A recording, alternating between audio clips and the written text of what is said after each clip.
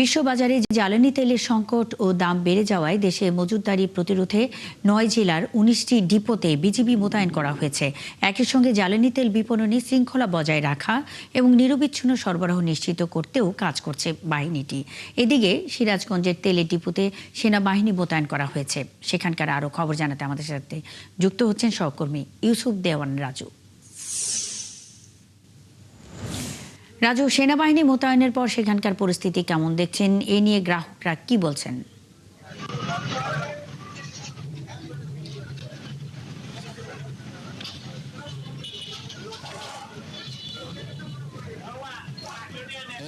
উত্তরবঙ্গের প্রবেশদ্বার হিসেবে পরিচিত সিরাজগঞ্জ জেলার অন্যতম উপজেলা শাহজাদপুরে কিন্তু উত্তরবঙ্গের 20টি জেলার তেল সরবরাহ নিশ্চিতের জন্য একটি ডিপো রয়েছে। সেই ডিপোতে কিন্তু গতকাল থেকে 3 প্লাটুন সেনাবাহিনী মোতায়েন করা হয়েছে। একই সঙ্গে জেলার 24টি ফিলিং স্টেশনে প্রায় প্রত্যেকটা ফিলিং স্টেশনে একজন করে নির্বাহী ম্যাজিস্ট্রেট এবং একজন করে ট্যাক অফিসার নিয়োগ করা হয়েছে এবং নির্বিচ্ছিন্ন এবং স্বাভাবিকভাবে তেল সরবরাহ নিশ্চিতের জন্য কিন্তু বাগাবাড়িতে সেনাবাহিনী মোতায়েন করা হয়েছে। আমি এখন যে ফিলিং স্টেশনে রয়েছে সেটা কিন্তু সিরাজগঞ্জ পার্ক ফিলিং স্টেশন। এখানে কিন্তু সকাল 6টা থেকে কিন্তু প্রত্যেকটা গাড়ি প্রতি 500 টাকার তেল দেওয়া হচ্ছে।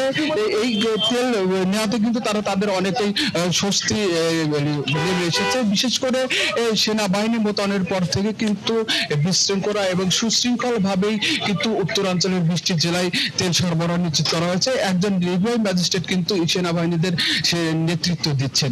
একই সঙ্গে জেলার 24টি ফিলিং স্টেশনে নির্বাহী ম্যাজিস্ট্রেট নিয়োগ করার ফলে কিন্তু যারা চালক এবং বাইকার রয়েছে তাদের মধ্যে কিন্তু অনেকটাই স্বস্তি নেমে হয়েছে।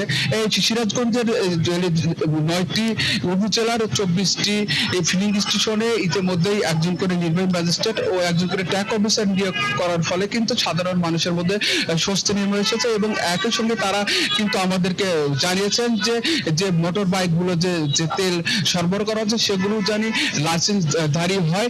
এতে কিন্তু অনেকটাই কিন্তু তেল মানে সাশ্রয়ী হবে বলে তারা জানিয়েছেন। এবং আপনি আছেন, খবর রাখতে থাকুন, আমাদের সঙ্গেই থাকবেন। শৃঙ্খলা ফিরিয়ে আনতে সিরাজগঞ্জের তেলের ডিপোতে সেনাবাহিনী মোতায়েন করা হয়েছে। এ বিষয়ে সবশেষ খবরাখবর নিয়ে ইউসুফ দেওয়ান রাজু যুক্ত ছিলেন।